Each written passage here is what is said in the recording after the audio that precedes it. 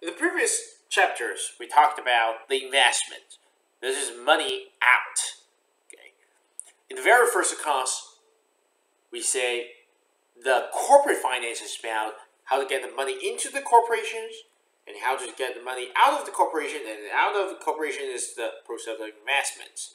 And the money into the corporations is the process of financing.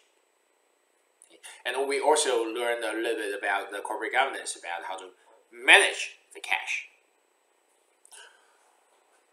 About corporate financing, simply speaking, is how to get the cheap money for the firms. And how do you define the cheap or expensive for the capitals, for the money? The price of the money is the interest rate. So the cheap money is the money with the lower interest rate. So we want to know the cost of capital that we can get to finance our corporate investments. And how to measure the cost of capital is the topic in this chapter. We first talk about some preliminaries about the cost of capital. Then we talk about the cost of equity, the cost of debt and preferred stocks. And then look at the bold, the weighted average cost of capital. Okay. Why the cost of capital is important? We know that the return earned on asset depends on the risk of those assets. The return on investor is the same as the cost to the company. The risk and the cost are the two very related concepts. If I lend money to you, my return is your cost. Okay. You lend money to me, my cost is your return. Because this is a money flow. This is a cash flow. I pay you, so this is my cost. And this is your return. Our cost of capital provides us with an indication of how the market views the risk of our assets. If the return is very high, that means the risk associated with this money is high. Knowing our cost of capital can also help us determine our required return for capital budgeting projects. If we calculate the cost of capital is, say, 10%, so if you get $100 every year, you will have to pay 10% interest rate, or equivalent, say, dividends or the other cash that you have to pay as the price of this money. Then, will you invest in any projects generating lower than 10% return? No. Otherwise, you're losing money. So in reality, the whole process is this. You look for the different investment projects, and you know their risk, and you know their return. And then you look for the capital sources. You look for money to finance this investment. And the point is, the money that you find to finance this investment must have a lower cost or lower return to the person who lent you money.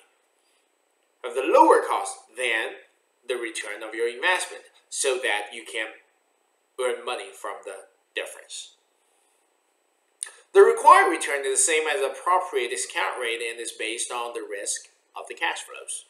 And we need to know the required return for an investment before we can compute the NPV and make a decision about whether or not to take the investment. We need to earn at least the required return to compensate our investors for the financing they are provided. The cost of equity. There are two ways to calculate the cost of equity. The first one is a dividend growth model. The second one is the security market line, or the CAPM model, capital asset pricing model. We start with the dividend growth model formula and rearrange this formula to solve for RE, E for equity.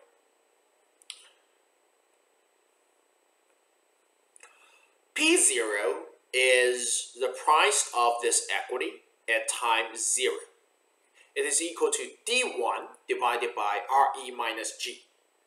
D1 is dividend at the end of the first year, or it's equal to D0 times 1 plus G, divided by the RE minus G.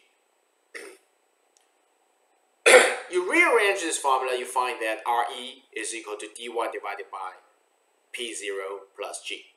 Okay. For example, suppose that your company is expected to pay a dividend of $1.5 per share next year. There has been a steady growth in dividends of 5.1% per year, and the market expects that to continue. So we know that G is 5.1%. And next year, the D1 is $1.5. The current price is 25%. $25. What is the cost of equity? You just simply put these numbers into the formula, and you calculate the RE is equal to 11.1%. Another example. Estimating the dividend growth ratio, dividend growth rates. Okay. One method for estimating the growth rate is to use the historical average, because if a dividend has not been paid off, how do you know the growth rate? You use a historical average. For example, the percent you use the dividend in 2008, 9, 10, 11, then 12, 28, 20 to 2012, and you have all these dividends, then you can calculate each year's percentage change. And you use the average of them to estimate the possible future growth rate of this dividends. The advantage of using the dividend growth model is very obvious, because it's very easy to understand and use. The disadvantage is that it's only applicable to companies currently paying dividends, because if the company doesn't pay any dividend, you don't have the historical dividend data. You don't have the historical percentage change, so you don't have the dividend growth rate. It's also not applicable if dividends are not growing at a reasonably constant rate. If for some firms, maybe when you calculate the percentage change, here is 0. It's 0%, and this is 5%, this is 10%, this is a negative 20%. Then, if you still use this method to calculate the growth rate, then you will make people confused. And it's not really practical. It's also extremely sensitive to the estimated growth rate. Okay. An increase in G of 1% increase, an increase in G of 1% increases the cost of equity by 1%. Okay, so it's very sensitive. 1% of cost of equity is really large. It also does not explicitly consider risk. Then we use, in the last chapter, we talked about the security market line approach. You can go to the Yahoo, the finance.yahoo.com to get the related data of risk-free rates and the expected market return. Okay, you can also get the beta from the website. So you can use the beta, risk premium, market risk premium, and risk-free rate to calculate the equity return. For example, suppose your company has an equity beta of 0.58, and the current risk-free rate is 6.1%. If the expected market risk premium is 8.6%, what is your cost of equity capital? You put these numbers. This is risk-free rate. This is a market risk premium, expected market premium, and this is beta. and you find that the cost of equity capital is 11.1%. Since we came up with similar numbers using both the dividend growth model and the security market line approach, we can feel good about our estimate. But of course, these two examples, these numbers are just made up to make our estimates the same or very close. The advantages and disadvantages of SML. The advantage is that explicitly adjusted for systematic risk, and which is beta, and is applicable to all companies as long as we can estimate beta, no matter they issue a dividend or not. The disadvantage is that you have to estimate the expected market risk of premium, which does vary over time, so may not be so very accurate. You have to estimate beta, which also varies over time, but usually you can use the historical value to, like historical market risk of premium and historical beta, to indicate, to infer the future numbers. And we are using the past to predict the future, which is not always reliable, especially in the time with a lot of global uncertainties. Example, cost of equity. Suppose our company has a beta of 1.5. The market risk premium is expected to be 9%, and the current risk-free rate is 6%. We haven't used analyst estimates to determine that the market believes our dividends will grow at 6% per year, and our last dividend was 2%. Our stock is currently selling for $15.65. What is our cost of equity? So this example has a lot of information for us to use both approaches to estimate the cost of equity. Using the SML, we know that the 6% is the current risk-free rate, and we have a beta of 1.5.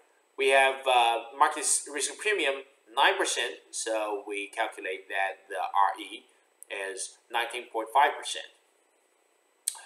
If we use the dividend growth model, we know that the last dividend was $2, so we assume that D1 was $2, and the G is, I'm sorry, D0 is $2, and G is 6%. So D1 is 2 times 1 plus G. And this is P. So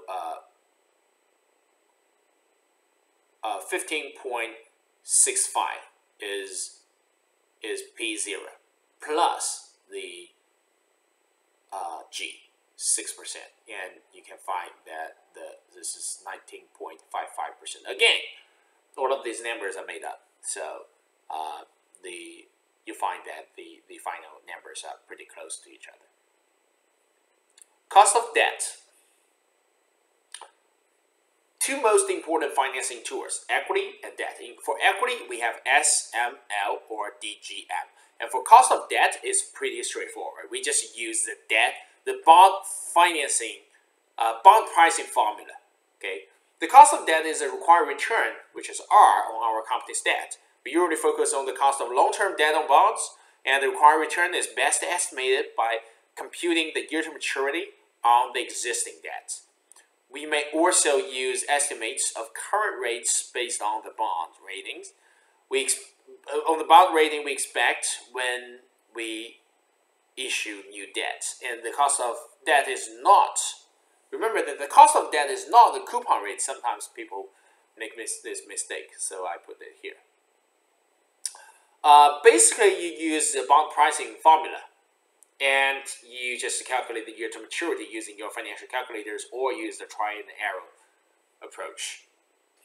Suppose you have a bond issue currently outstanding that has 25 years left to maturity. The coupon rate is 9%, and coupons are paid semi-annually.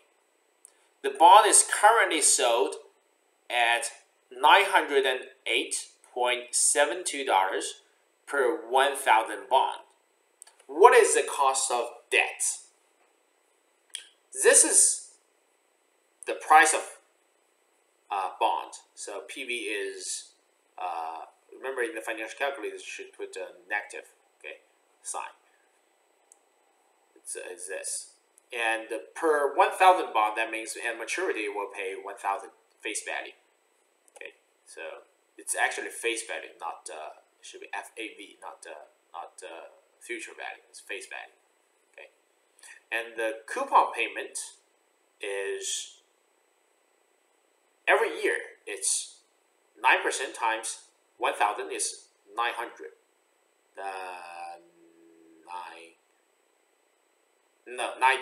90. But it's paid semi-annually, so each coupon is paid at 45. Because it's paid semi-annually, so 25 years is 50 compounding periods. So we can put this into the formula, and we can calculate the year to maturity is 5%. Okay, for 6 months, because it's paid semi-annually. So the year to maturity is 10%. Cost of preferred stocks. Reminder that the preferred stock generally pays a constant dividend each period. And the dividends are expected to be paid every period forever. So it's a perpetuity. Okay, perpetual annuity. Okay, perpetuity. Preferred stock is a perpetuity. So we take the perpetuity formula, rearrange and so for our P.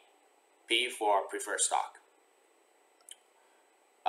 Because P, the preferred stock price, is equal to dividend divided by R. So RP is equal to dividend divided by the price. For example, your company has preferred stock that has an annual dividend of $3. The D is 3. If the current price is $25, what is the cost of preferred stock? It's 3 divided by 25, which is 12%.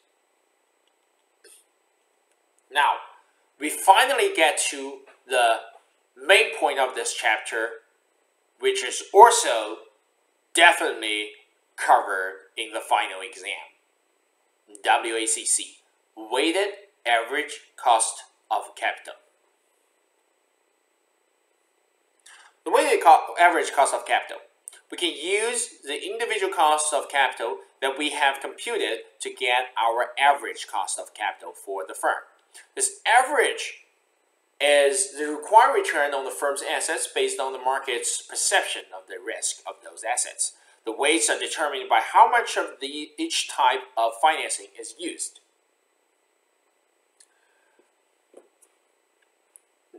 We make some notations. E for equity, market value of equity. Okay, so it's equal to the outstanding shares times the price per share, or the stock price. D for debt is equal to the number of outstanding bonds times bond price. V is the sum of the E and D, supposing that it doesn't have other alternative assets. So it's just the E and D, equity and bond.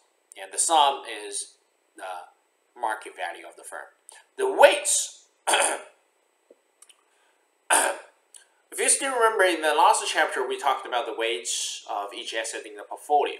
Here, it's similar but not entirely the similar. If you think like you're financing through a portfolio of different assets, then you can understand it like the weights in the portfolio. So the weight of the percent financed with equity is market value of equity divided by the sum of market value of the firm.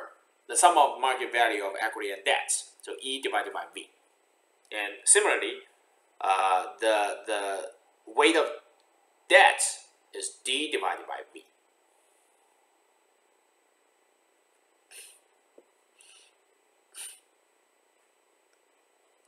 Suppose you have a market value of equity equal to $500 million, and the market value of debt equal to $475 million. What are the capital structure weights? Easy. The sum is 500 plus 475, which is $975 million, and you calculate the weight by dividing the equity value or the debt value divided by the V. So you get the two weights for equity and bond and debt respectively. Taxes and the weighted average cost of capital. Why taxes matter here? It matters because when you issue debt, you have to pay the interest expense. And the interest expense reduces your tax liability. If you still remember that net income is calculated by EBIT, earnings before taxes and before interest expense and taxes, minus interest expense, then minus the taxes. So when you minus the interest expense before calculating taxes, your taxes are actually lower than if you do not borrow the money from the debt. Well, if you use your own money, or if you issue this money by issuing equity, then you don't have the interest expense. Then you will pay more taxes because the interest expense performs as a kind of tax shield. So this reduction in taxes reduces your actual cost of debt. You paid some interest expense, but you get some tax benefits back. So therefore, the real after-tax cost of debt is equal to the RD, the calculated, if you still remember, like we calculated from the bond pricing model, the cost of debt times 1 minus T, okay, or TC, C or cost, I think. The dividends are not tax deductible, so there is no tax impact on the cost of equity. Therefore, the WACC is actually calculated by the weight of equity, WE, times the return or cost of equity, RE, plus WD, the weight of debt, times RD, the return or cost of debt, times 1 minus tax rate. Think about an extended example. Suppose you have, why is it extended? Because there is a similar question here. Yes. So wait, where is it?